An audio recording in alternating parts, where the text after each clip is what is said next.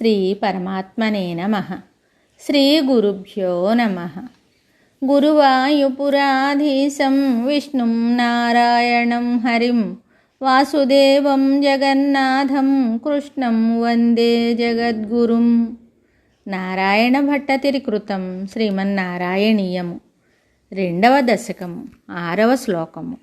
ఏవం భూతమనోజ్ఞత నవసుధా నిష్యంద సందోహనం త్వద్రూపం పరచిద్రసాయనమయం చేతోహరం శృణ్వతాం.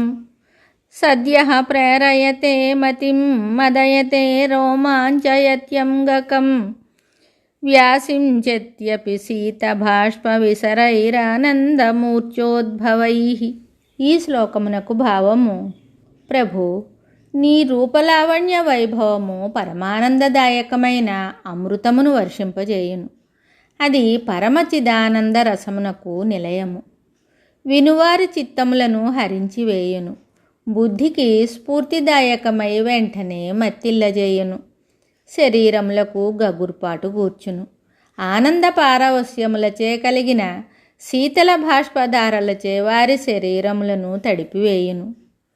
మరి ఒక శ్లోకంతో మళ్ళీ కలుద్దాం. శుభం.